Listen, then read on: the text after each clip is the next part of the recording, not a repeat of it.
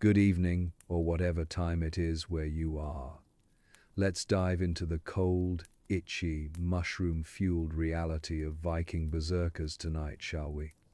I'm sure you're familiar with their gods from the Marvel movies everyone seems to craze about, of which I don't see the appeal. But if you don't mind, we'd like to talk of the unsung soldiers of Scandinavia, the berserkers, and why I'm fairly sure you wouldn't have wanted to be one. Before we begin, we do have a few humble requests. Please let us know in the comments where and when you're tuning in from. Not because we're gathering data for a raid those days are behind us, but simply because we like to know.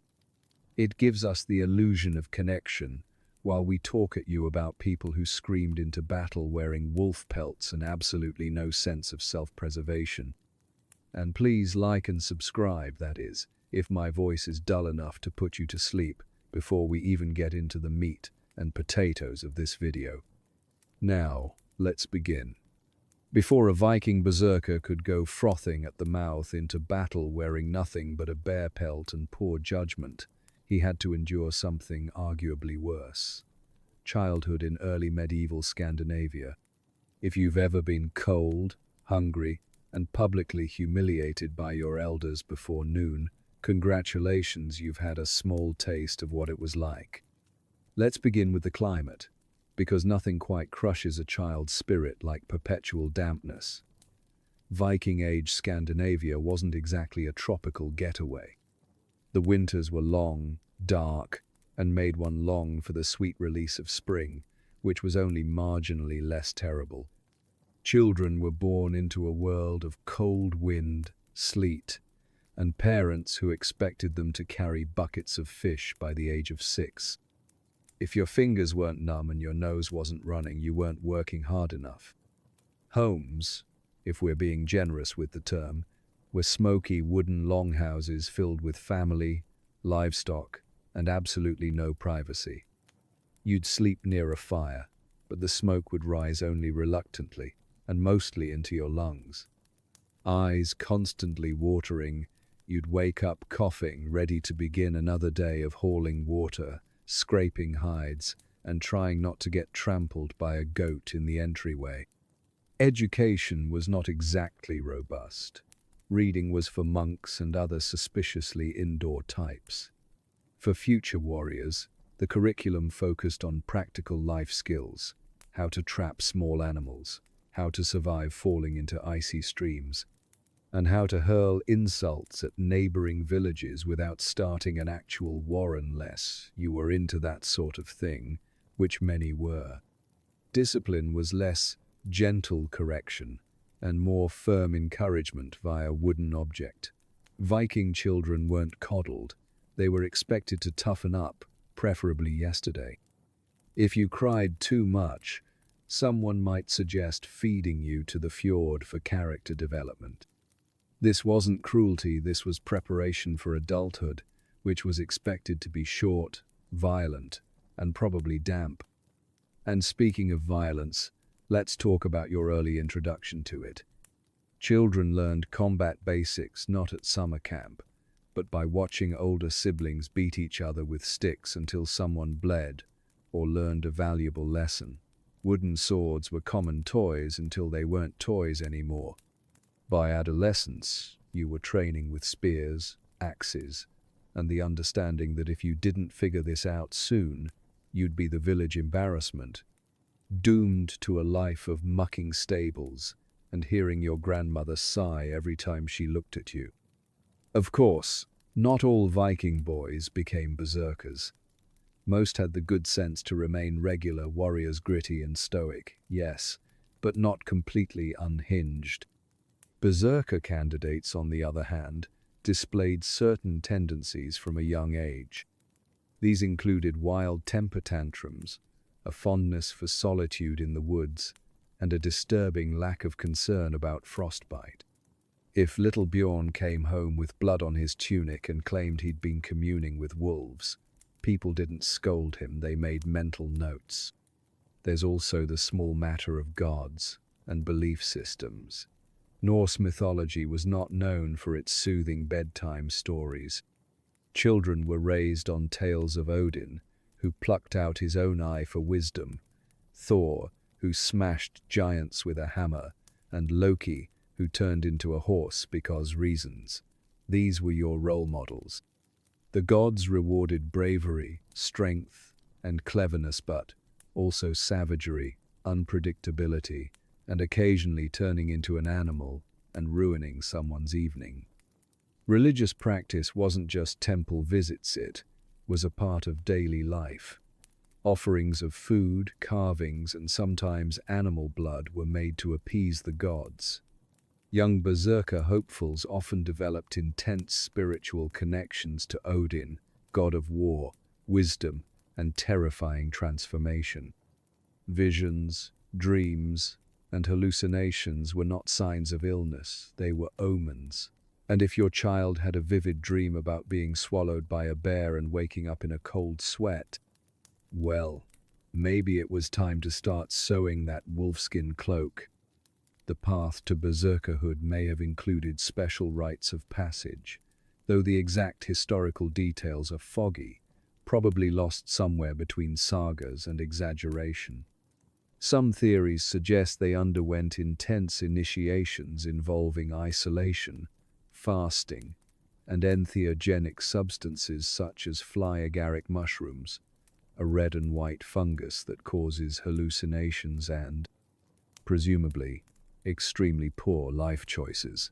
Whether this was a later addition to the mythology or based in fact is unclear, but it makes for a vivid image: a teenage boy, shaking in the snow, chanting to Odin while experiencing visual distortions, and trying not to bite his own tongue off. If this sounds less like preparation for battle and more like a deeply unpleasant camping trip with spiritual overtones, that's because it was. This wasn't Hogwarts. This was the Norse equivalent of being sent to the woods to scream until you learned to like it. Meanwhile, social expectations didn't ease the pressure. Viking culture prized strength, bravery, and usefulness. A child who showed promise might be lauded, but one who faltered, they'd face constant comparison, whispered doubts, and the ever-present possibility that they'd be married off to a lesser family as a kind of diplomatic apology. And if you were the kind of child who didn't quite fit the mold, perhaps you were too emotional, too impulsive, or prone to biting other children during play, well, there was always the berserker path. It didn't require tact, just aggression, endurance, and a very short fuse. So, to recap, to become a berserker, you had to survive a frigid childhood in an overcrowded, smoky house, grow up half-feral, swinging sticks at your siblings, endure punishments that would make modern psychologists weep, bond with bloodthirsty deities, and possibly hallucinate your way through puberty. If you made it through all that, and still had the energy to scream at people while waving a battle axe, congratulations, you were now ready for a life of shirtless violence and early death. But don't worry, if that sounds bad, just wait until we get to breakfast. So, you've survived childhood. You've hauled water through slush, been hit with sticks by relatives, and possibly communed with your local raven population. You're angrier than you should be, more emotionally unstable than you're willing to admit, and increasingly convinced that Odin personally wants you to do something loud. Congratulations. You might be ready for the berserker path. If you imagine some sort of Viking military academy with stern instructors and a rigorous training regimen, think again. Berserker training wasn't so much an organized institution as it was a spiritual fever dream mixed with a touch of communal unease. The process was poorly documented, extremely dangerous, and almost certainly involved someone screaming naked in a pine forest while a goat watched in concern. Let's begin with the central problem. No one actually wrote down how berserkers were made.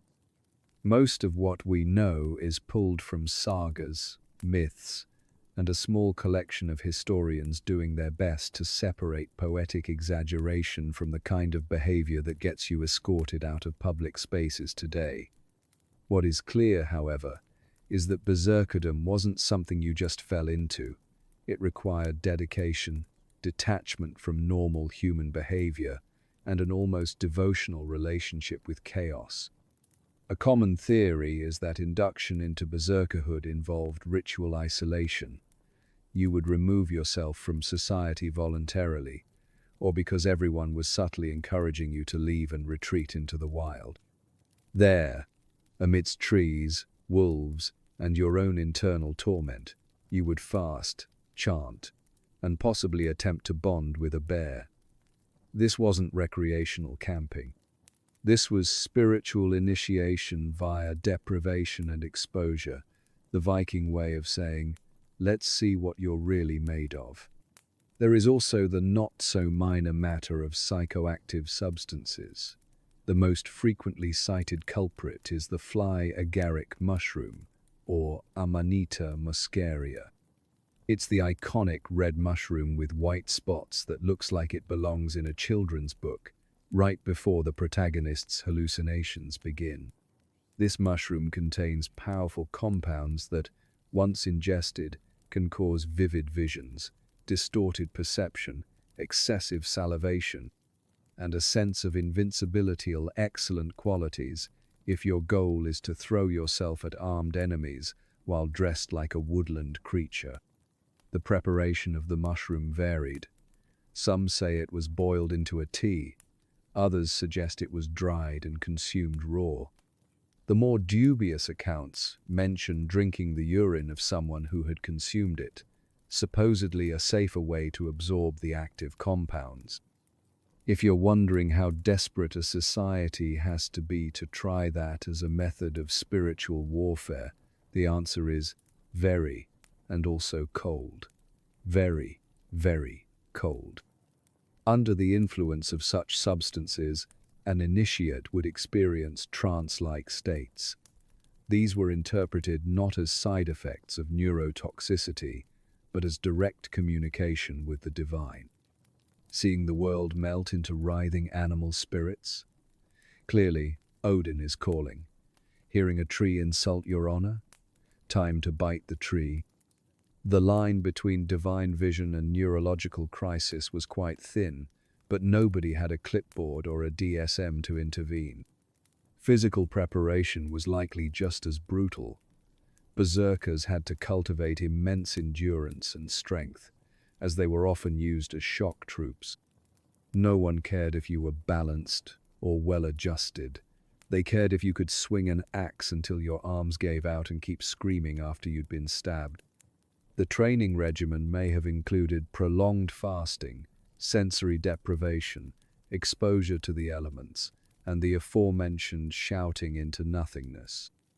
If it sounds like a Scandinavian fight club crossed with a bear cult, that's because it more or less was. And then there was the transformation, the moment when an initiate would take on the spirit of the beast. The term berserker possibly derives from berserker, meaning bear shirt, suggesting that the warrior would don a bearskin cloak, either literally or metaphorically, to become something more than human. Some accounts also describe Ulfednar, who wore wolf pelts and operated as a kind of elite berserker variant. These were not cute furs for fashion. They were symbols of the animal spirit the warrior was becoming. In theory. In practice, they were also the only thing standing between you and freezing to death during your rampage. This transformation was mental as well as sartorial. The initiate would enter a state of Berserksganga, the berserker fury. Eyewitness accounts, filtered through saga embellishment and Christian disapproval, describe warriors foaming at the mouth, howling like animals, biting their shields, and becoming impervious to pain. Whether this was genuine dissociation, drug-induced hysteria, or the world's most committed method acting remains up for debate. What's not in debate is that people were terrified of berserkers, including other Vikings. A berserker might kill his enemies, yes, but he might also turn on his allies, knock over his own chieftain's stew pot, or mistake a peasant for a demon. In some circles, berserkers were seen as cursed or sacred. In others, they were simply tolerated because they were useful during war and slightly less so during peacetime. Having a berserker in your village was like owning a very large, angry dog.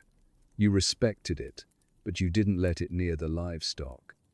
Interestingly, many berserkers were part of warrior cults or companiesmal bands of similarly unstable individuals who traveled together and took on mercenary work. These groups were bound not just by camaraderie but by shared rituals and beliefs. If you joined one, you were expected to adhere to a code of behavior that included fearlessness in battle, loyalty to the group, and a tendency to resolve disagreements with axes. Over time, berserkers developed reputations that were both admired and feared.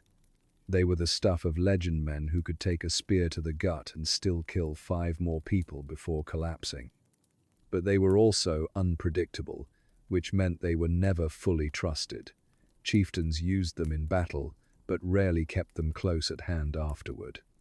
No one wanted the guy who just bit someone's ear off over soup standing next to them at dinner. Eventually, as Norse societies converted to Christianity and legal systems began to frown upon the casual frothing of the mouth in public, berserkers fell out of favor. Laws in places like Iceland outright banned berserker behavior, labeling it disruptive, violent, and unfashionably pagan. Some were executed, others were exiled. Many simply vanished into the forests, possibly to scream at moss and dream of a time when howling naked was considered an asset. So, to summarize, becoming a berserker wasn't a career choice, it was a spiraling descent into ritual, rage, and probable liver damage. It involved dangerous drugs, spiritual fervor, physical abuse, and the distinct possibility that you'd wake up in a mud puddle wearing someone else's helmet. But hey, at least you didn't have to pay tuition. Now that you've passed the tryouts, let's take a look at your daily routine. It only gets worse from here. You've made it. You're now a full-fledged Viking berserker, part warrior, part myth, part public hazard. You've endured isolation, hallucinations, spiritual bear cosplay, and possibly several fungal poisonings. Now it's time to wake up and start your day. You'd expect a warrior of your terrifying stature to enjoy a hearty breakfast, perhaps a platter of roasted meats, some thick porridge, and a drink so powerful it requires its own warning label.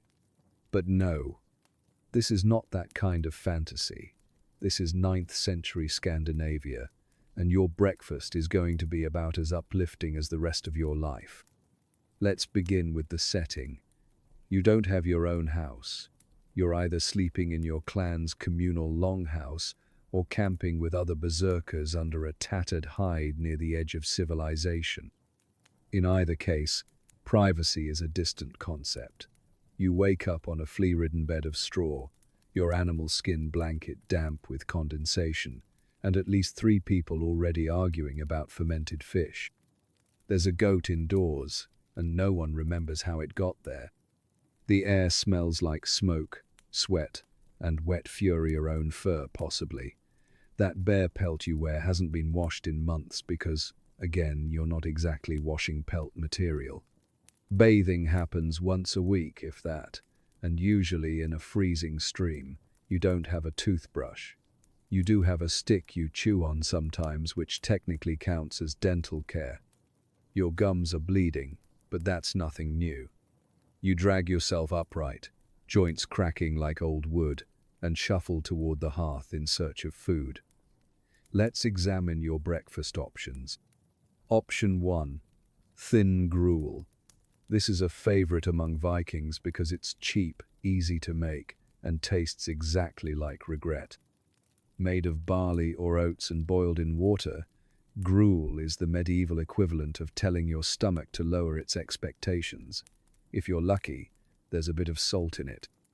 If you're really lucky, there's a stray chunk of dried fish or animal fat floating in the mix. If not, it's just warm sludge, and you eat it anyway because there's nothing else, and you have to be terrifying on an empty stomach. Option 2. Hardtack or flatbread, stale enough to kill a small bird if thrown with enthusiasm. These were often baked in bulk and stored for weeks.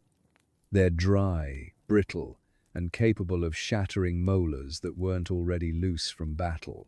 You might soak it in water or broth to soften it. Or beer. If you can get your hands on any, though beer for breakfast is mostly reserved for festivals or mornings when everyone collectively decides not to care anymore. Option 3. Leftover dried fish, also known as stockfish. This is cod that has been desiccated into something roughly the texture of wood and flavor of briny leather. It doesn't spoil easily, which is good, because it doesn't taste edible in the first place. You might gnaw on it like an angry dog, while staring into the middle distance, which, as it turns out, is how most people recognize you as a berserker. Fresh fruit? Not unless someone stole some from a monastery garden. Milk? Maybe, if there's a cow or goat nearby and you're on speaking terms with the farmer. Cheese? Yes, if it hasn't developed a new civilization of mold colonies yet. Eggs? Possible, though the chickens might be frozen solid. Jam, pastries, or anything resembling joy? Absolutely not. You eat your meal squatting near the fire, not for comfort, but because there are no chairs and your knees don't bend right anymore. Other warriors eat with you, but most maintain a respectful distance. Berserkers have a reputation for unpredictable table manners, and no one wants to explain to their family that they lost an ear because they reached for the wrong piece of fish. There is conversation, of sorts grunted greetings, weather complaints, and the occasional comment about how your beard has started to resemble a nesting site. Someone mentions rumors of a raid. Someone else wonders if the neighboring village still hates you for that thing you did last spring. You nod occasionally, but mostly you focus on your food. It's all you have the energy for. After breakfast, assuming there's no immediate pillaging on the schedule, you might train. This means grabbing an axe or sword and swinging it at something until you're either warmed up or winded. There are no gyms, there are no instructors.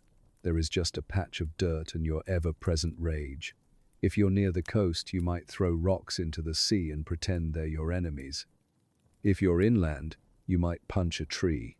Either way, it counts as cardio. The rest of your morning could be filled with chores, though berserkers are rarely known for domestic skills. You might help repair weapons or prepare furs. You might wander the woods muttering to yourself. You might do nothing at all and simply sit in grim silence, trying to decide whether the gods are speaking to you or whether your ear infection is just getting worse. Let's pause here to reflect on something important. Berserkers were warriors, but they were also outsiders. You weren't the cheerful village blacksmith or the dependable fisherman.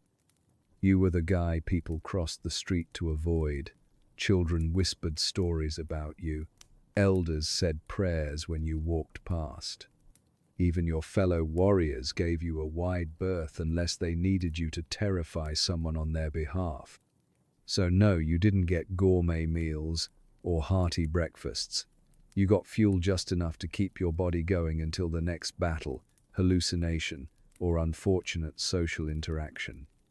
Your life wasn't about comfort. It was about survival, rage, and the occasional bite of fish that might have gone off 2 weeks ago. And if you were lucky, breakfast didn't end in a brawl. Of course, on special occasions such as feast days, weddings, or post-raid celebrations there might be meat, roasted pork perhaps, or stewed lamb. Maybe even some imported delicacy from the British Isles, like stolen honey.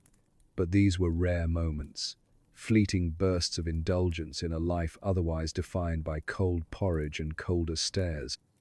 So eat up, brave berserker. That thin gruel might be the last thing you taste before some guy in a helmet introduces your spleen to a spear. You need strength. You need focus. And most importantly, you need to pretend that whatever you just chewed on wasn't originally meant for the dog. Now that you've choked down your morning ration, it's time to discuss your wardrobe or lack thereof. After your nutritious breakfast of salted shoe leather and barley mush, it's time to suit up for battle. If you're a typical Viking warrior, this involves donning chainmail, grabbing a shield, and possibly saying a small prayer that today is not the day your spleen parts ways with your body. But you are not a typical Viking warrior. You are a berserker. And that means no armor, no helmet, no shield, no common sense. You wear a fur pelt, possibly from a bear or a wolf, or some other unfortunate animal you now claim as your spirit guide. It's not really protection, more of a fashion statement with a death wish. You go into battle dressed like a walking taxidermy display, screaming at the top of your lungs, drooling, and attempting to convince the enemy that you are not entirely human. Which, frankly, they believe. The look works. Let's explore the reasoning behind this catastrophic dress code. In Berserker ideology, armor was not merely unnecessary, it was cowardly. Wearing protective gear implied that you feared death, but a Berserker, allegedly, did not. You were supposed to channel the spirit of a wild beast, charging into combat with zero regard for your own mortality. The less you protected yourself, the more intimidating you became. At least, that's the theory. In practice, you are marching into a battlefield where arrows, spears, and swords are all searching for the nearest exposed body part to ruin. Your fellow Vikings might be armed with mail hauberks, those linked rings of metal that took ages to make, but did a decent job of stopping slashing attacks. But you're in a damp bear cloak and a vague sense of invincibility. If this sounds ill-advised, that's because it is. Let's break down the gear, or the glaring lack of it. Headwear. A typical Viking might wear an iron helmet, occasionally with a nose guard. You, the Berserker, opt for letting your hair do the work.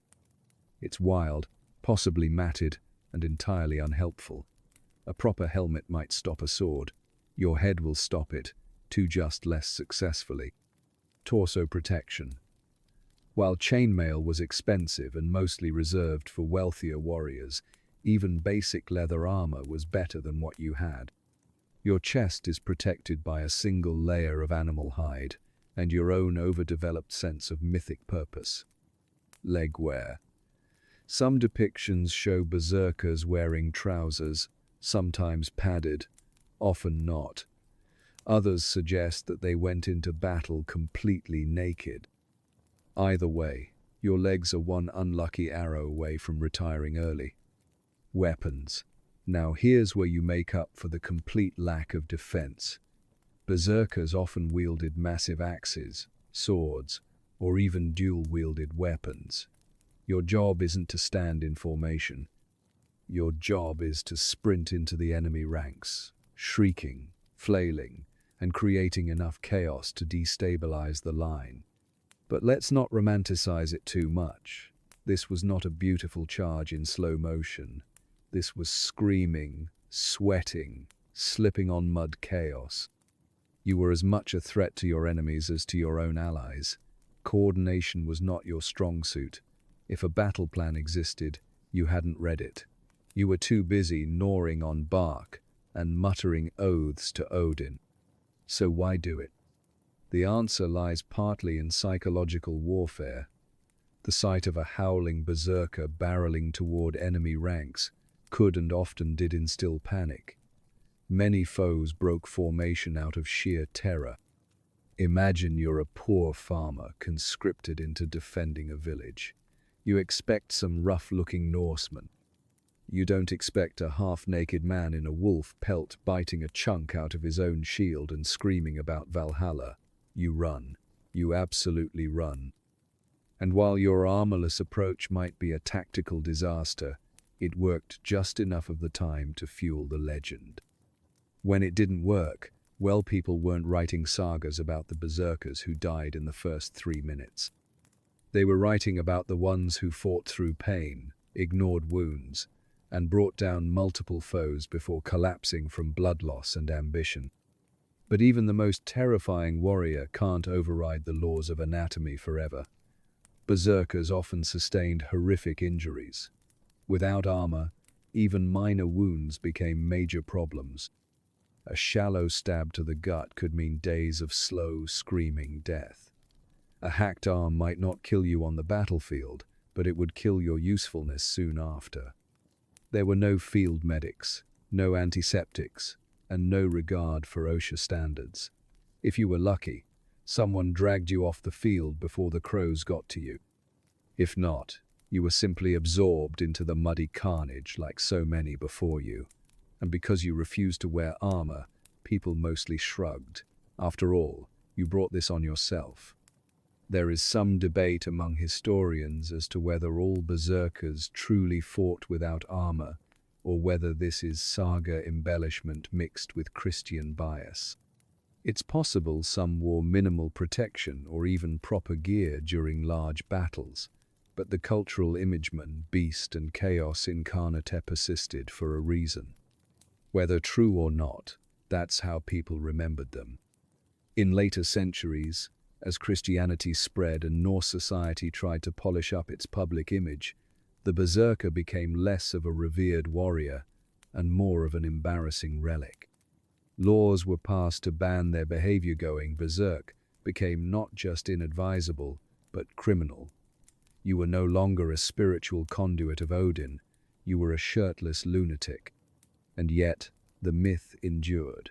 Even as society moved on, stories of berserkers lived in whispers and ballads, in half-remembered songs sung by firelight. They were legends, ridiculous, unstable, and probably smelly legends, but legends nonetheless. So next time you're frustrated that your tactical armor isn't loading in your favorite historical game, take a moment to appreciate the alternative. Charging into battle wearing a cape made of wolf, absolutely nothing else, and a prayer to a one-eyed god who enjoys chaos more than coherent military strategy. Now that you're suitably underdressed and overly confident, it's time to throw yourself headfirst into the meat grinder. It's time. The drums are beating. The horn has sounded. Someone is yelling about vengeance, honor, or goats. It's hard to tell. You, the Viking berserker, step forward. Your breath steams in the frigid air. Your bare chest glistens with either sweat or morning dew. In your hand is a massive axe, sharpened but not cleaned since last summer. Around you, armored warriors look at you with a weary respect, usually reserved for rabid dogs and unpredictable in-laws. And then you do it. You charge. Not march, not advance. Charge, loudly, violently, with zero concern for personal safety, and even less for the concept of battle strategy. This is your moment. And if it's also your final moment, well, so be it. At least you'll leave a dramatic stain on the historical record. Let's take a slow-motion walk through what this charge actually involves. First, the psychological breakdown.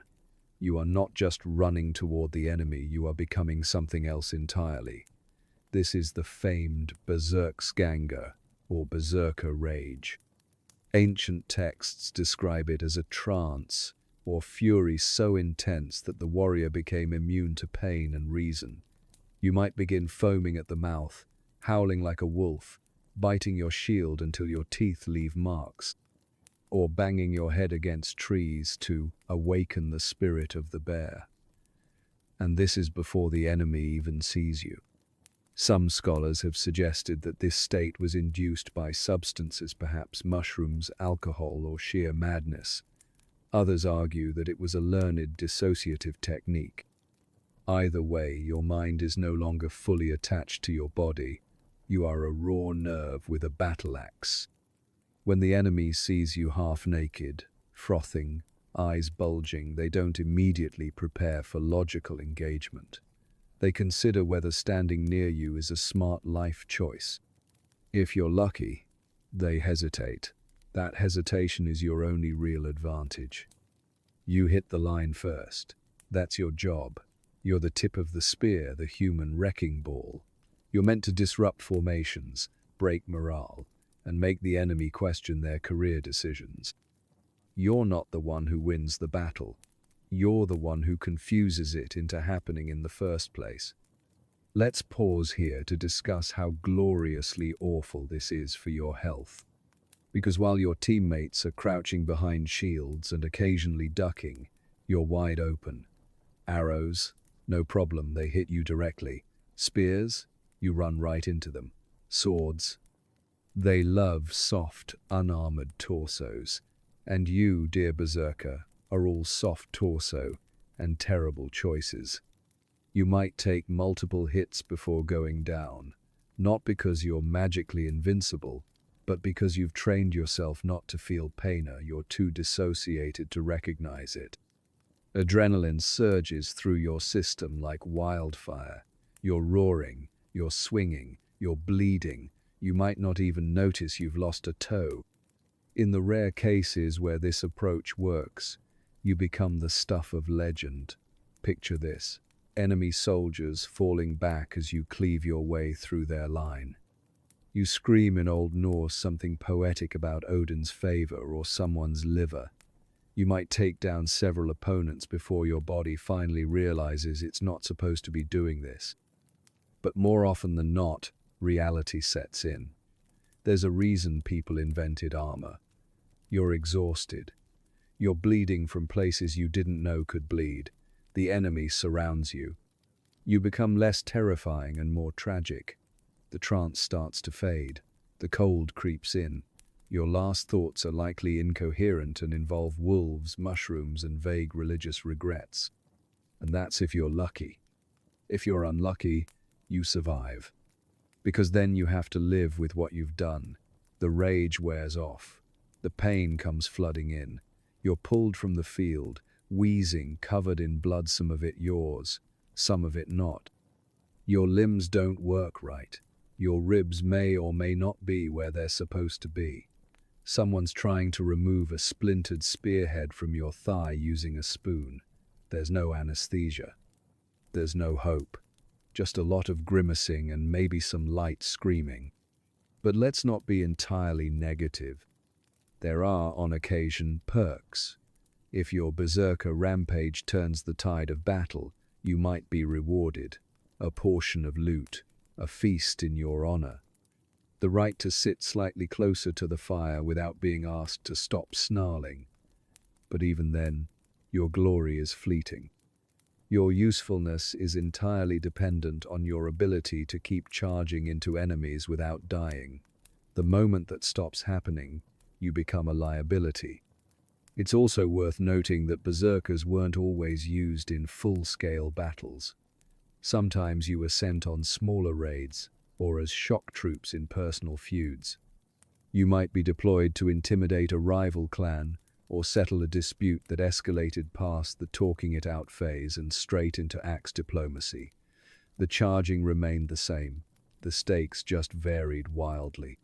Now, let's consider the collateral damage. Because Berserker Rage wasn't known for its surgical precision, friendly fire incidents were not uncommon. You might kill an ally by mistake, or on purpose. Who knows? You were in a trance. And afterward, when people looked at you like a dangerous animal instead of a man, you couldn't exactly blame them. In peacetime, your habit of growling at strangers and punching walls didn't help your popularity. Berserkers were often kept on the fringes of society, useful only when violence was needed.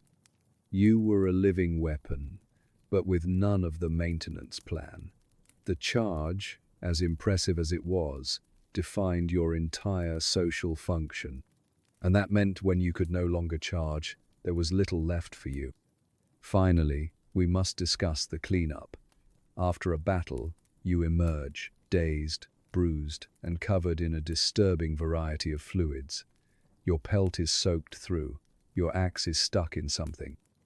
You're missing a few teeth, possibly some fingers, and definitely your dignity. Everyone gives you space. Some offer praise. Most just nod and hope you don't talk to them. You go back to your camp or longhouse. You sit by the fire. You eat whatever food doesn't fall through the holes in your face. You stare into the middle distance and wonder if your gods are proud or just amused. So yes, the Berserker charge was impressive. It was feared, it was legendary, but it was also the fastest possible way to turn your body into a meat puzzle. It required total self-abandonment and a willingness to be the first and often the only casualty on your side. Next time you hear someone talk about going berserk as a cool power fantasy, remind them that historically, it meant running headfirst into spears while wearing a carpet and screaming yourself hoarse. So, you've charged into battle screaming, ignored multiple puncture wounds in the name of mystical rage, and possibly gnawed on your own shield. Now, the dust has settled. The battle is over. Your blood has soaked into the soiler, more likely mixed with everyone else's into a sort of horrific communal broth. And you, somehow, are not dead.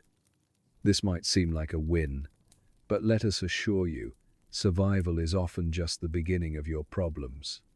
Welcome to the exciting post-battle reality of the Viking Berserker. Your reward for staying alive is not a hero's parade or a nice sit-down with some mead. It's pain, infection, and the 9th century equivalent of just rub some moss on it and walk it off. Let's begin with the obvious. You're injured, deeply, repeatedly, possibly in several places that don't quite bend the way they used to. Maybe a spear grazed your ribs. Maybe someone's sword clipped your shoulder. Or maybe, during your frenzy, you ran headlong into a tree. It doesn't matter. You're bleeding, and not in a manageable nosebleed sort of way. What now? First, triage, Viking style. There are no paramedics, there are no stretchers. If you're lucky, someone with 2 working arms drags you out of the corpse pile and props you up against a rock. If you're very lucky, they also speak and are not hallucinating from their own injuries. Diagnosis usually consists of someone looking at your wound and saying something like, "That doesn't look good," before wandering off to look for beer. Now begins the treatment phase, a term we use very loosely. The Viking medical system, if you can call it that, was a mix of practical herbalism and divine hope. You might be seen by someone who calls themselves a healer, but they likely learned their craft from oral tradition, trial and error, and watching other people die. Their toolkit consists of a knife, a rag, some herbs, and confidence bordering on delusion. For bleeding wounds, the go-to solution is pressure. This means pressing a linen cloth or animal hide, or moss, depending on availability against the wound, and hoping your body has enough blood to spare. Sutures might follow, if someone's hands are steady and their bone needle hasn't gone missing again. Anesthesia? Not even in dreams.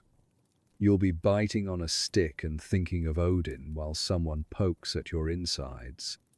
If the wound is deep, they might pour alcohol on it, not because it sterilizes, though it helps, but because it makes you scream so loud that people assume it must be working. Some healers preferred to burn the wound closed, also known as cauterization. This involves heating a blade until it glows and pressing it directly to your flesh. The smell is unforgettable. The results are mixed. But on the bright side, no one talks over you during this process because they're too busy cringing. Next, infection. The concept of germs was not widely known. If your wound started to swell, ooze, or smell like a longhouse after herring day, it was considered a bad sign. Treatments included poultices made of moss, honey, or ground-up herbs like yarrow. Some believed onions and garlic could pull infection out of the body. Others believed your fate was in the hands of the gods, and no amount of herbal paste was going to change that. If the infection spread fever, chills, delirium, you were usually moved to a quieter part of the settlement so as not to disturb the healthy. Sometimes, you were given fermented drinks to ease your passing. Other times, they just covered you with a blanket and hoped the Valkyries were on their way. Recovery was considered a miracle. Death was considered expected. Let's talk broken bones. If you're a berserker who's just had your arm mangled by a warhammer, congratulations, it's splint time. This involves tying 2 sticks to your limb and binding them tightly with leather or rope. There is no imaging technology. If your bone healed crooked, that's just your new look. If it didn't heal at all, your arm became an enthusiastic decoration. Head trauma was common among berserkers both from battle and from, let's say, lifestyle choices. Blows to the skull could result in confusion, vomiting, unconsciousness, or sudden religious epiphanies. The treatment for concussions was bed rest, though only if someone noticed you acting strangely, which, as a berserker, was your default state. If your symptoms worsened, most people assumed divine judgment or elves. Medical intervention was not a priority.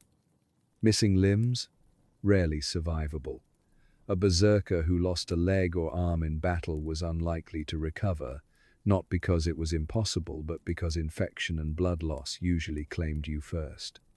Amputation as a medical procedure was performed in only the most dire cases, usually involving a lot of screaming and a sharp axe. Recovery rates were dismal. Prosthetics were crude, at best think carved wooden pegs and leather straps. Not exactly ergonomic. And through all of this, you're still expected to act like a terrifying monster. The healing berserker doesn't get a rest day. You're still feared, still avoided, and still expected to explode into violence at a moment's notice. But now you're doing it with cracked ribs and half a lung. People notice. They keep their distance. You've become more myth than man, but not in the cool way. In the, do we need to feed him or will he just hiss at us again way. Recovery, if it happens, is slow and unpleasant. You're fed broth, assuming you can chew. You're carried to the latrine, assuming anyone's willing to touch you. Your pelt becomes stained with fluids you no longer wish to identify, and all the while, you wonder if it would have been better to die in the initial charge. At least then you could have gone to Valhalla with all your limbs and most of your pride. Eventually you may regain enough strength to walk, swing a weapon, or at least sit by the fire and grunt meaningfully. People start including you in things again: raids, feasts, public rituals involving goats. But it's never the same. You're marked now. Not just by scars, but by vulnerability that most unberserker of conditions. And heaven forbid you begin to age.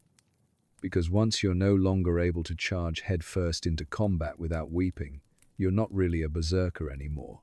You're a liability, a story, a warning. A man-shaped reminder that rage doesn't beat mortality. So next time someone idolizes berserkers as unstoppable warriors immune to pain and fear, you can gently remind them that their medical coverage consisted of warm moss and a friend with a sharp rock. So you survived another battle. Congratulations. Your organs are mostly in the correct places. You've stopped bleeding, or at least slowed to a dignified ooze. Your fellow warriors are off celebrating with mead, meat and songs about things that definitely didn't happen the way they're describing. And you're sitting alone by the fire, wrapped in your crusty wolfskin, trying to remember if you actually bit someone's face or just dreamed it during the rage. Welcome to the Berserker Come Down, the world's least fun hangover. Let's be clear, Berserker rage was not just an emotional outburst, it was a full-body, mind-breaking fugue state. You weren't angry, you were a force of nature. And like all forces of nature, The aftermath is messy, inconvenient, and not particularly welcome in polite society. First come the physical symptoms. Your head pounds like it's trying to summon thunder. Your muscles ache from hours of uncontrolled violence. You've pulled something important in your back, and your ankle keeps making a noise that shouldn't be possible for bone.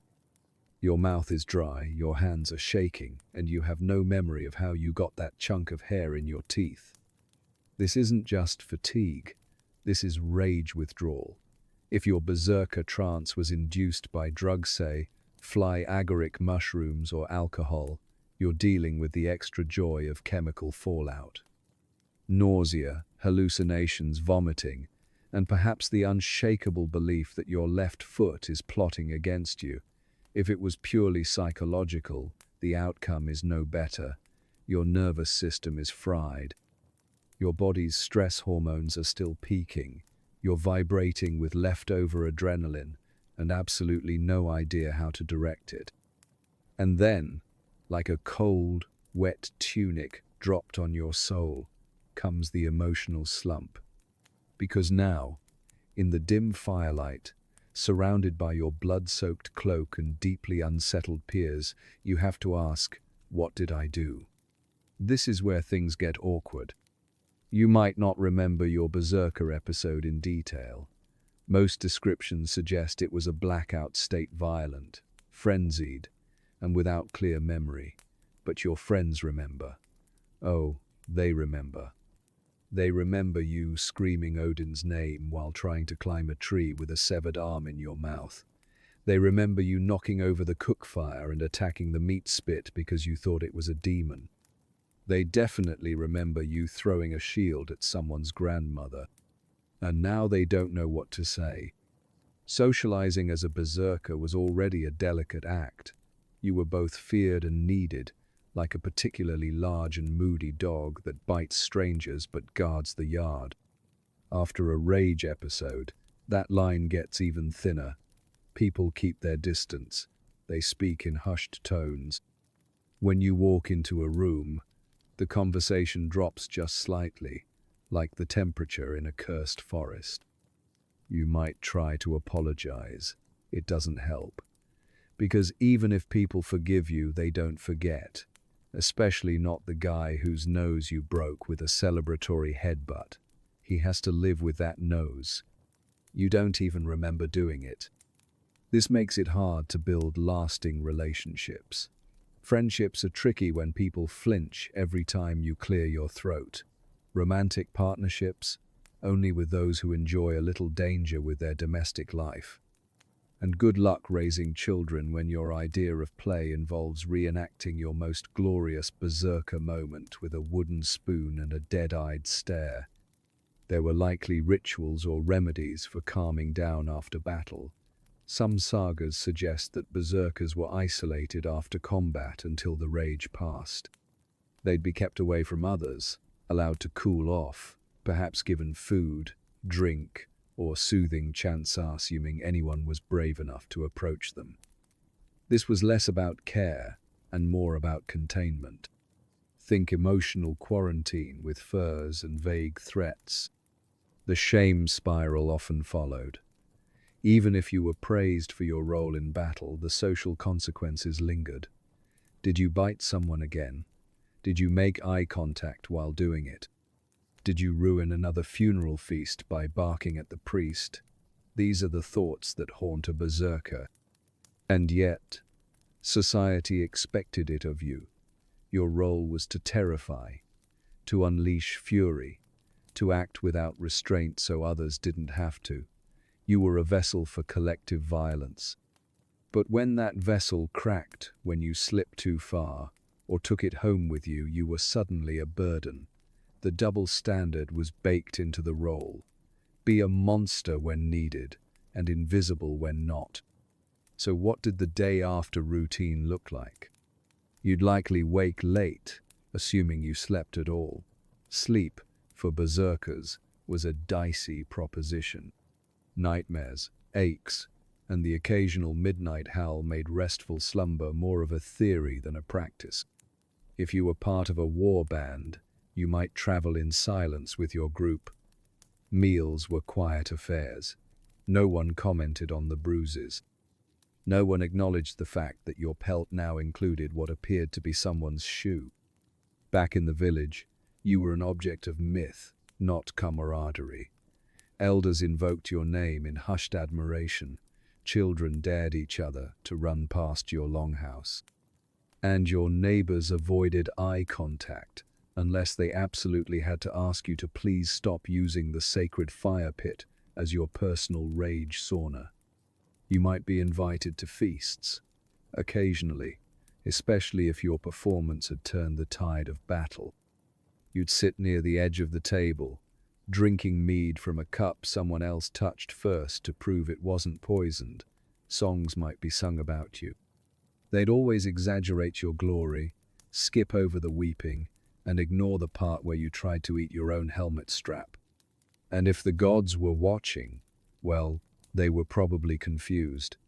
Odin, the one-eyed wanderer and patron of berserkers, might nod in approval, or he might mutter something cryptic about restraint.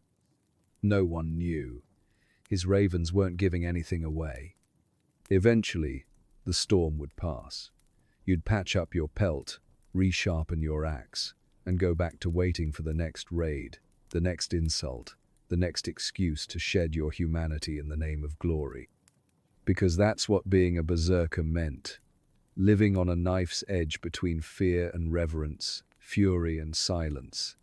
You were not just a man, you were a warning, a ritual, a spectacle, and, frequently, a social problem. By now, youth, a Viking berserker, have screamed your way through battles, terrified both enemies and your own side, survived grievous wounds, and occasionally eaten something that may or may not have been intended for human consumption. Your legend is growing. Your name is whispered by the hearth, shouted in drunken ballads, and etched into a few terrified minds. But here's the real question. What exactly are you to Viking society? Are you a revered warrior of Odin, a folk hero whose wildness borders on the divine? Or are you the smelly, unpredictable lunatic no one wants to sit next to at feasts?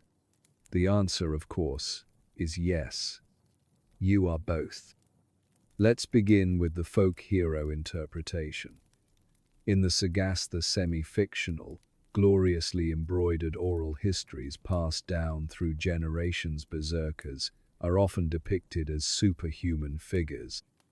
They fight off entire armies alone. They burst into unstoppable rage, shrugging off arrows like mosquito bites. They're blessed by Odin himself, or at least by a very enthusiastic local storyteller. In these tales, berserkers are not just warriors, they are symbols of chaos, of divine wrath, of the raw, unfiltered might of nature. When a chieftain says, "We have a berserker," it's a boast, not a disclaimer. You are the nuclear option in a fur cape. In some cases, berserkers were employed by kings and jarls as elite warriors, kept close for major battles or delicate situations that could only be resolved by someone with no indoor voice and a talent for property damage. Your presence in a hall might be intimidating but also politically useful, a visible reminder that the chieftain commands not only loyal warriors but monsters.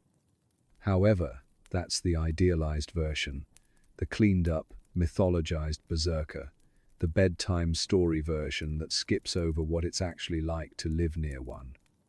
In reality, berserkers were also seen as a serious problem. You weren't just feared by the enemy. You were feared by your neighbors, not in the "wow, he's powerful" way, but in the "please don't let him babysit the children" way. Your outbursts weren't always restricted to battle. The berserker rage, after all, didn't come with an off switch. And sometimes it got triggered by, well, anything. Someone looked at you wrong, someone stepped on your pelt, someone insulted your goat, the wind blew in a weird way. Any of these could lead to an incident, and in a tightly knit Norse community, incident often meant trial. Which brings us to the legal side of things. As Viking society slowly transitioned from pure chaos to slightly organized chaos, laws began to reflect people's growing impatience with your whole berserker aesthetic. In Iceland, for example, the Graga's law code explicitly outlawed berserker behavior. That's right, being a berserker was, at one point, a criminal offense. The law didn't just frown on your actions, it actively tried to erase your profession. Berserkers were seen as threats to public order. And given that your hobbies included brawling in public, breaking things during festivals, and possibly challenging livestock to unprovoked duels, it's not hard to see why. So what happened to berserkers when society grew tired of their antics? Many were exiled, declared outlaws. They were stripped of legal protection and cast out into the wilderness. Anyone could kill an outlaw without penalty, which made your life expectancy even worse than it already was. Others were executed outright, sometimes by the same people who once sang your praises. And even if you managed to avoid legal trouble, social reintegration was a nightmare. Say you tried to settle down, retire from battle, maybe raise some pigs. It never went well. People remembered. They remembered the feast, where you bit a jug in half. They remembered the wedding you blessed by trying to fight the bride's uncle. You were a berserker. That didn't just wash off. Marriage, difficult. Even if you found someone brave, you're intoxicated enough to wed you, the logistics were challenging. Romantic evenings were hard to enjoy when you kept waking up in a cold sweat and screaming about Odin. Parenting? Not ideal. It's hard to discipline children when your default tone is war cry. And yet, despite all this, your legend persisted. Because people love a story, especially when it's about someone else's suffering. You became a folk character, a cautionary tale, the subject of songs, poems, and awkward reenactments. You were the boogeyman, the wild man, the necessary evil who scared away enemies and children alike.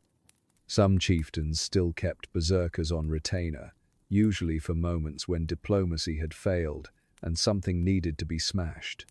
But the public view had shifted. You were now more spectacle than solution. This duality, feared hero and social outcast, is what makes the berserker legacy so strange. You were essential and expendable, admired and avoided, revered and regulated. Even in the Christian era, long after the old gods had been traded for new ones with better paperwork, the idea of the berserker lingered.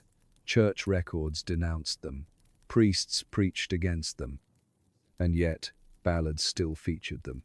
People still whispered about them, because deep down, every orderly society secretly craves a bit of chaos.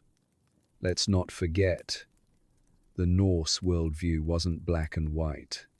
Their gods were violent, contradictory, and frequently weird.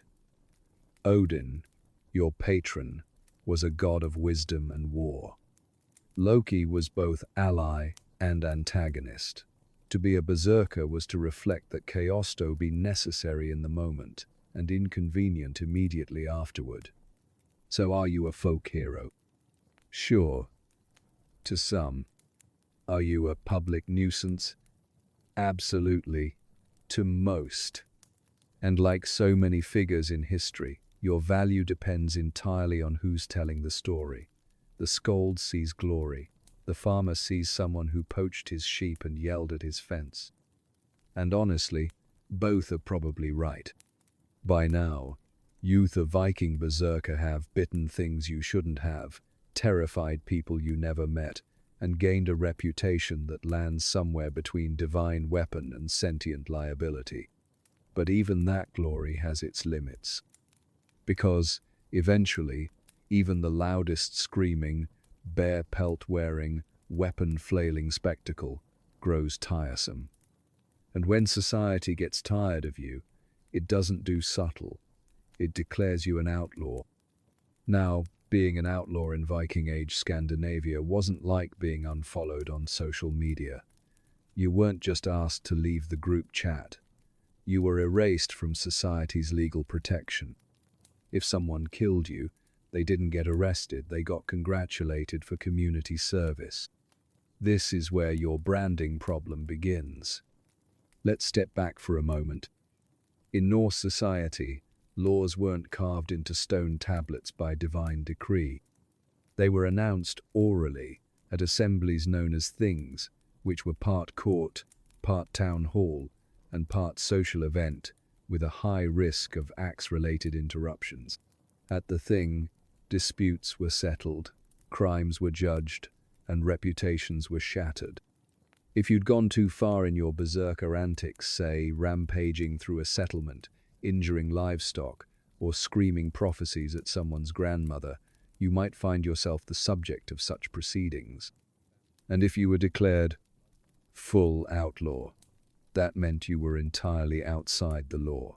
No shelter, no rights, no meed for you.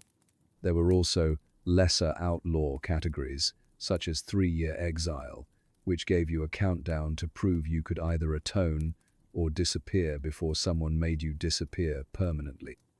In practice, few berserkers returned from such a sentence with anything but stories and an expanded collection of bone injuries. So why were you targeted? Well, as previously discussed, berserkers were useful in war but deeply inconvenient in peace. Once the bloodshed stopped, you still had to exist. You still walked around the village, twitching slightly and muttering about fate. You were strong, unstable, and occasionally shirtless in inappropriate contexts. That made you a risk. And Viking society, for all its chaos, did care about order. Family lines mattered, property mattered, honor mattered, and you did not fit nicely into those categories. You broke things. You scared children. You mistook the Jarl's prized ox for an enemy warrior, again.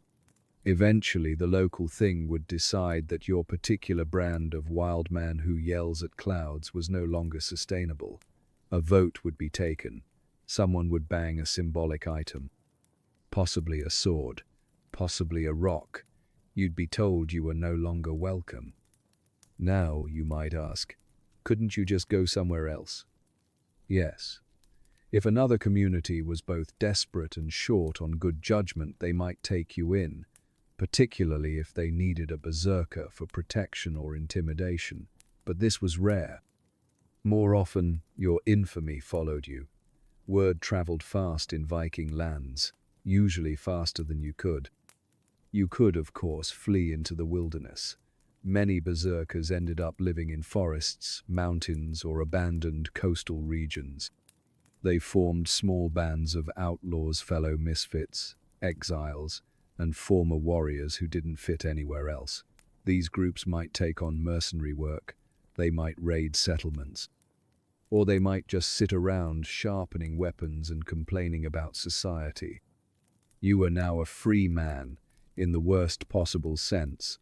No protection, no allies, no stable access to food. Wolves respected you more than your own people. And wolves, frankly, have very low standards. Now, about that branding issue. See, even while you were being cast out, your legend didn't die. If anything, it grew. Ballads didn't mention your ousting. They focused on your glory days, the time you leapt into a bonfire and came out swinging, the time you killed 3 men with a chicken leg, the time you turned the tide of battle by screaming at the sky so convincingly that the enemy broke ranks. So while the community rejected you, the stories still celebrated you. This meant your identity became fractured. In life, you were a menace. In myth, a marvel. You were simultaneously feared and admired, shunned and sung about. You could be invoked in bedtime tales and criminal charges, sometimes in the same week. It didn't help that sagas, those delightfully unreliable historical records, couldn't agree on whether you were holy or horrible. One saga might describe a berserker as a noble warrior touched by the divine. Another would paint him as a feral lunatic who ruined every feast he attended and accidentally married a log. This duality meant you became a kind of cultural symbola, shadow figure at the edge of civilization. Not quite man, not quite monster. You represented everything society needed in war but couldn't tolerate in peace. The walking embodiment of Norse paradox. And things only got worse with Christianization. As Scandinavia gradually embraced Christianity, berserkers were rebranded again, this time as pagans, heretics, or even demon-possessed. Clergy wrote disapproving sermons about those who rage without cause, lumping you in with witches, sorcerers, and people who talk to animals for fun. In some interpretations, berserkers were seen as literal agents of evil. Your trance was no longer divine madness. It was the devil's influence. That bare pelt, now a sign of sin. That blood-soaked axe, still horrifying, but now with added theological consequences. The legal hammer came down hard. Christian law codes didn't tolerate ambiguity. Berserker behavior became punishable by death, not just exile. You weren't just unwanted, you were unwelcome in heaven too. And yet, the branding never quite stuck. Centuries later, the word berserk survives.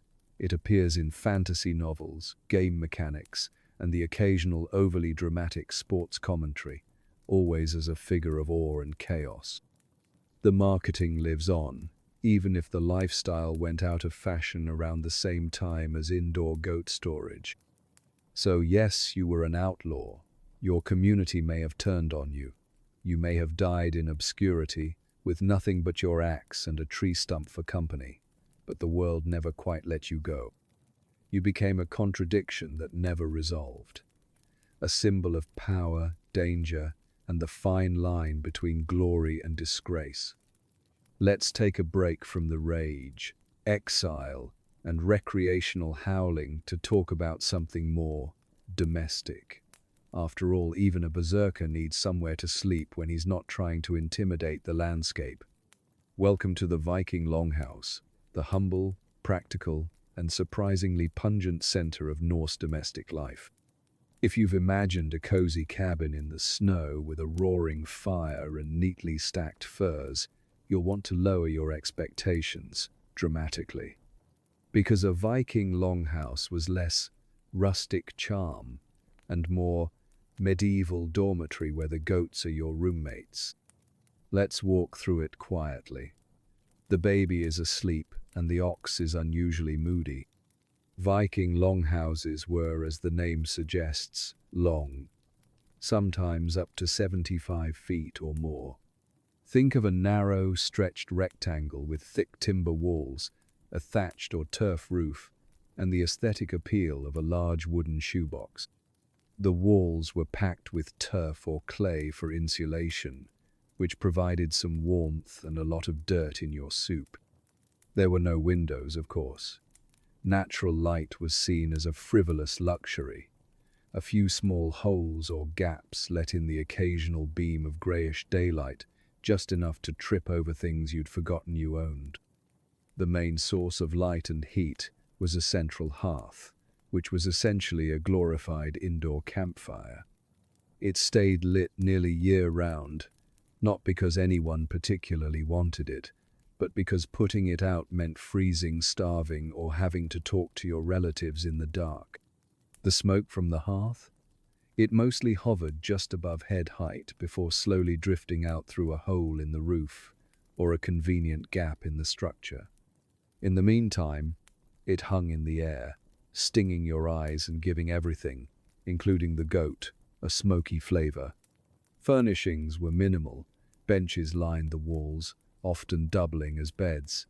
Tables were basic slabs of wood, sometimes more stable than the people eating at them. Storage space was a fantasy. Your possessions went in a chest, under a bench, or just got lost and became part of the floor. Animal hides and woven tapestries adorned the walls not for beauty, but because anything that held in heat was a welcome addition. Color palettes were limited to mud brown, soot gray, and whatever color fish bones are. There was no bathroom. There was a designated corner for that sort of thing, if you were lucky. Otherwise, you went outside. In winter, at night, through snow, and possibly past wolves. It built character, or at least frostbite. A longhouse was not a single-family dwelling, unless your family was suspiciously enormous. It housed your entire extended family, along with servants, farmhands, animals, and a collection of noises that never stopped. Cattle and sheep were sometimes brought inside during winter, not out of love, but because they were warm and technically valuable. The upside, warmth. The downside, cow farts and hooves, stepping on things that should never be stepped on. This means your daily auditory landscape included a baby crying, a goat coughing, someone trying to cook, someone trying to flirt near the cook fire, a pig having an opinion, grandmother telling a story you've already heard 15 times, the berserker muttering into his bowl. Privacy was non-existent. You could maybe carve out a personal corner with a curtain if you were rich. Otherwise, your private time involved staring at the same patch of wall until someone sat in front of it. Every day in the longhouse came with a to-do list. Chores were non-negotiable. Women handled weaving, cooking, child-rearing, and quietly managing the entire structure of civilization. Men did tasks like repairing tools, tending livestock, pretending to hunt, and occasionally standing around holding axes. Children were everywhere, underfoot and sticky. They played with sticks, rocks, and each other, and were quickly drafted into chores.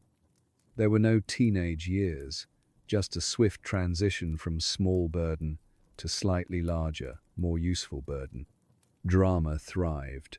With dozens of people living in close proximity, tensions rose fast. Someone took your cloak, someone else forgot to milk the goat, someone moved your ceremonial axe again. Fights happened. Shouting matches were regular.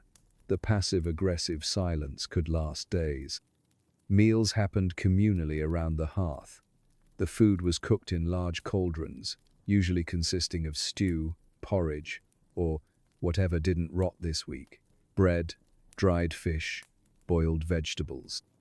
Meat was for special occasions, the occasional spontaneous sacrifice. Utensils were simple: knives, wooden spoons, and fingers. Bowls were shared if necessary.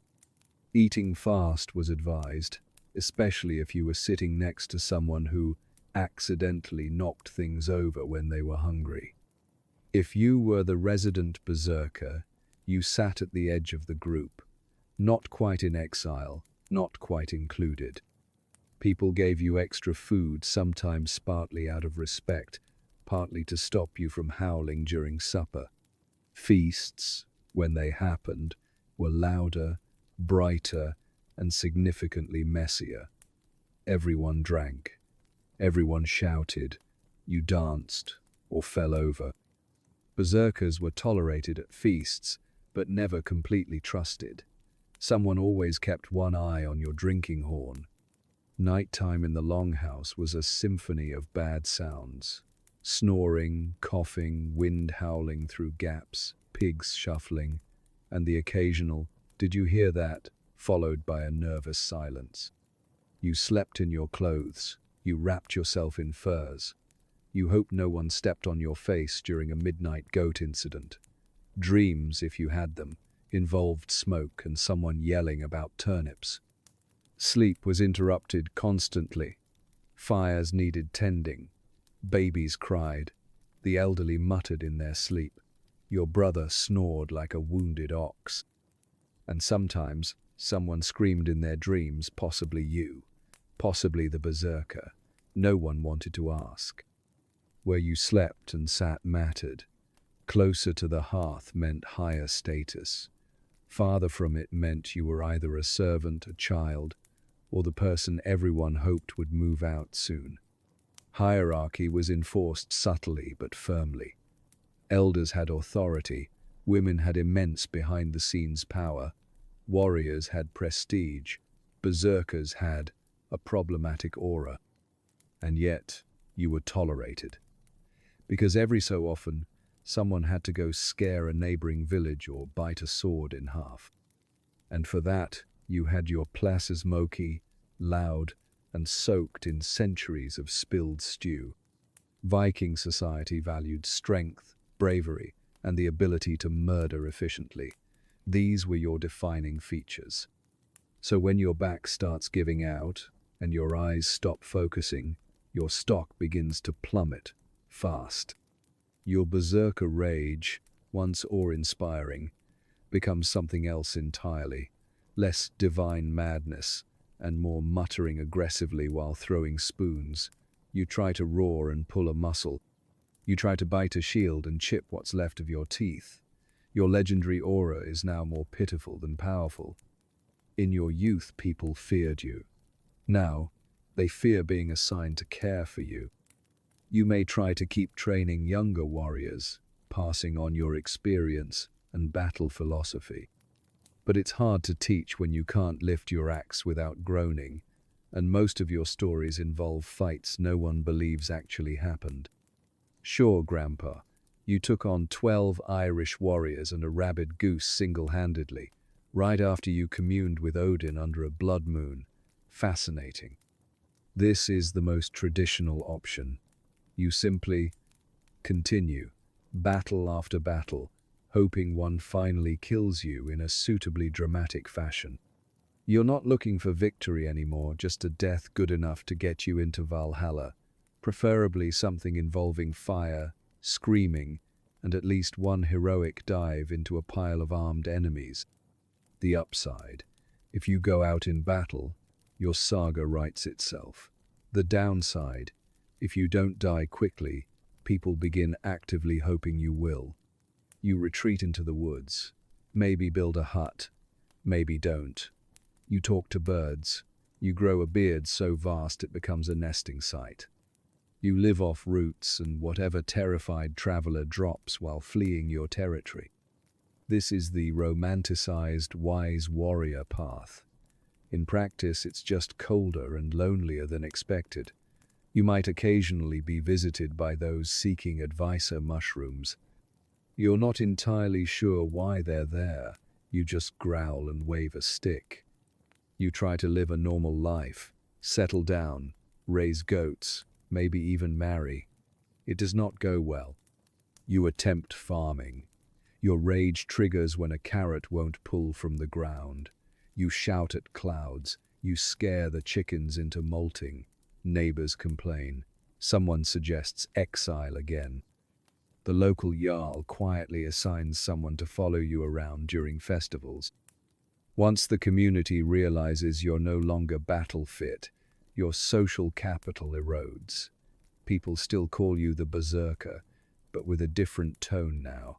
Less awe, more discomfort. You're invited to feasts out of politeness, not desire. You sit in the corner. Children whisper. Someone carefully watches the knives. Conversation becomes tricky. Most people don't want to hear about the time you bit a man's throat out in the fog. They're talking about trade agreements and barley yields. You try to join in. You say, "I once threw a Dane into a river." No one responds. Someone coughs. You sip your drink and stare into the middle distance. Years of battle do not leave a body unscathed. You have old wounds that never healed right. A shoulder that clicks ominously. A knee that no longer cooperates. Your hands shake, not from nerves, but from the combined effects of trauma, malnutrition, and bad weather. You sleep badly. You snore like a walrus. Your dreams are less about glory and more about endless mud. There are no doctors. Healers might apply poultices or suggest leeches. Sometimes they recommend praying or lying very still. There's a herb woman in the next village who says she has a cure for old berserker's bone, but it smells like fermented moss and mostly makes you itchy. Despite all this, you do leave behind a legacy whether you want to or not. Your name may end up in a saga. People will tell stories about the time you fought naked in a snowstorm and survived. They'll conveniently omit the part where you spent 3 days afterward chewing on your own beard and mistaking a log for a war deity. Young warriors will use your name in boasts. I fight like old Thorgar the Bear-mad. You hear this from a distance and wonder if it's meant as flattery or mockery, possibly both. Sometimes you're asked to perform at festivals, not as a warrior, but as a living relic. People watch you reenact a charge, slowly, carefully, with a pulled hamstring. Children applaud. You return to your stool and sip lukewarm mead, pretending your hips don't ache. Eventually, like all things including good weather and available clean drinking horns, you reach your end. You might die in battle, achieving the glorious end you were promised, carried off to Valhalla by Valkyries who politely ignore the part where you accidentally fell into the river first. Or you might die alone, in bed, surrounded by people who never quite knew what to do with you. And that's fine too, because in death, your reputation becomes easier to manage. You're no longer a problem, you're a legend. Songs get written, tales grow exaggerated. You're remembered not as the guy who muttered at cabbages for hours, but as the unstoppable force who once bit a shield in half during a storm. The snow had been falling gently that morning, a lazy kind of snowfall, as if the sky itself were tired. The old man had been sitting on the same stool outside his longhouse for hours, wrapped in a threadbare fur that still smelled faintly of smoke, battle, and something more earthy. The village children whispered that he'd once torn a man's throat out with his teeth. Others said he'd spoken with Odin face to face and come back changed. He didn't speak much now, just sat, stared, and occasionally muttered to no one. The adults gave him a respectful berth. The children gave him offerings, dried berries, bits of wood carved into lopsided bears, the occasional stolen herring that ran before he could notice. He usually didn't. And that's how the last of the old berserkers faded from the world, slowly, quietly, and entirely misunderstood. Because what happens to a man when the legend outgrows him? He hadn't always been quiet. Once, his voice had roared across battlefields. Once, he had worn the skin of a bear and the look of someone who had nothing left to lose. In his prime, he had been terrifying not merely for his strength or his rage, but because of the calm before it. That eerie silence, that haunted look in his eyes right before the screaming started. Warriors had said it was like watching a storm gather itself into a man. No one remembered his real name anymore. It had been replaced by titles. The Bear-mad, the one who foams. God's disappointment, though that last one was whispered only in jest, and never when he was within biting distance. He had fought in raids, sailed through frozen mists on longships that cut across seas like blades through ice. He had stood on foreign shores, roaring in a tongue the locals didn't understand, and made them fear it anyway. And now? Now he shuffled across the village square like a man whose bones remembered every fall. No one knew what to do with him, but few dared suggest anything. So he was left to sit and stew and slowly become a story. It didn't happen all at once. At first, he was honored, praised, brought out during feasts, encouraged to retell the time he tore through 3 Saxon shields with nothing but a broken axe and blind fury. People laughed. They toasted him. They handed him another horn of mead and asked him to do the sound again. You know, the one where he barked like a wolf and scared that one Jarl into falling over. But time wore thin. The stories didn't change, but the audiences did. The children who had once sat at his feet grew older. They heard the stories too many times. They started rolling their eyes. Whispered things like, "Here comes the growler again." And that hurt more than any blade ever had. And somewhere between the third winter and the fifth, the invitations stopped coming. He became less of a guest and more of a burden, less a warrior and more a curiosity. Fewer horns of mead were handed to him, fewer eyes lit up at his entrance. He stopped attending feasts entirely. It was easier that way. But outside the village, something strange was happening. In places he'd never been, people were speaking his name, or at least a version of it. Bards told stories of the mad berserker who killed a dozen men with one hand tied behind his back. Skalds sang of the shield biter whose scream could shatter courage. They got the details wrong. All of them. The rivers were in the wrong place. The enemies wore the wrong helmets. Sometimes they made him taller, or faster, or, absurdly, immortal. He would have laughed, if he remembered how. The monks came next. Travelers from the south, wrapped in black robes, mumbling prayers in strange languages. They did not ask for his story. They did not sit at his feet or offer dried fish. They saw him and wrote things down, quietly, as if documenting a creature soon to vanish.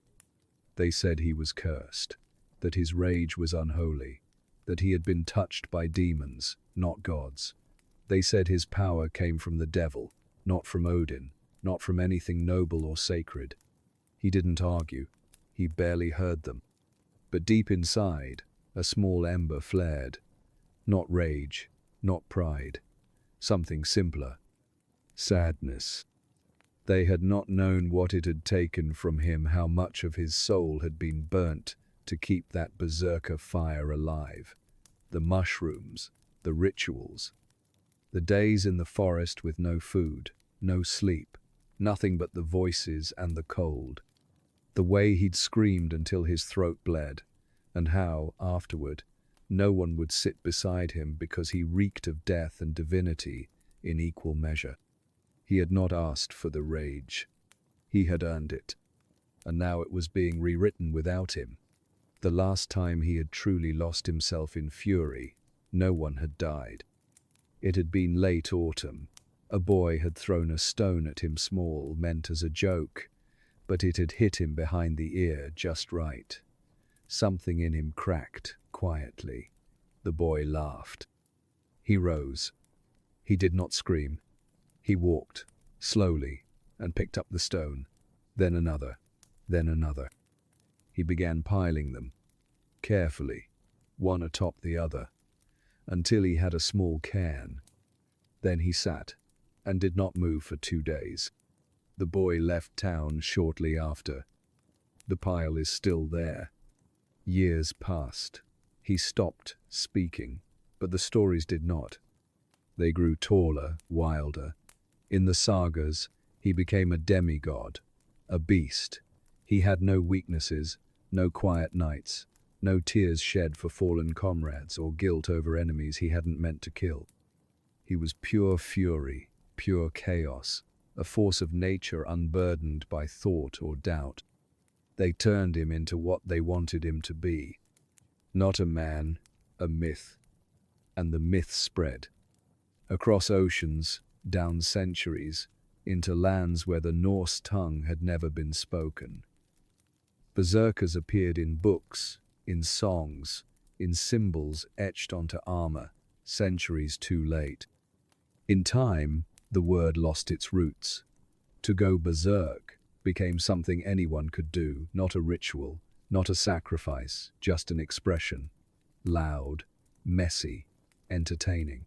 Children wore costumes of him during harvest festivals. Artists painted him with muscles he'd never had, roaring at dragons he'd never met, with eyes glowing like coals and perfectly clean fur. No one painted the arthritis, the limp, the long quiet winters spent staring into a fire that never warmed him. No one painted the man, only the legend. And that is how he became eternal. Not in the way he wanted, not in the way he feared, but in the way all legends are stripped of reality, coated in exaggeration, and passed down by those who needed the story more than the truth. He who had once bled in the snow and screamed in the fog was now a bedtime tale, a battle cry, a caution, a joke. And on one particularly still morning, many years after the last person who remembered his name had died, the villagers found his seat empty, his pelt folded, his axe embedded in the ground where the hearth once burned. They say his body was never found, but that isn't quite true, because his body was already gone, turned to tale, to symbol, to legend, misremembered forever. Let yourself breathe. Let your axe rest. Let your legend stripped of its drama fade into soft background noise, like the creak of an old ship or the slow hiss of rain on turf. You were never just a warrior. Not really. You were a warning, a mirror held up to fear, a man who carried more than his weight in pain, fury, and expectation, and then was forgotten when those things were no longer useful. But not by us. Not tonight. So, as you lay your head on whatever counts as a pillow in this particular century, take comfort in one last truth. Someone remembered. Someone told your story. Not the perfect version. Not the one that made you invincible, but the version where you were complicated, contradictory, and tired. So very, very tired. Thank you for spending this time here. If you made it to the end, whether asleep, half dreaming, or listening with one eye open like an aging Viking watching his last hearth fade, we'd love to know when and where you're tuning in from. Let us know in the comments, because though you're far from the battlefield now, we do still like to keep track of where the old warriors have wandered off to. And if you found peace in this quiet telling of a once loud life, consider subscribing. There are many more lost souls in the archives of history, waiting to be remembered slowly, drowsily, and without anyone yelling. Until next time, sleep well. And whatever you do, don't bite your shield in your dreams.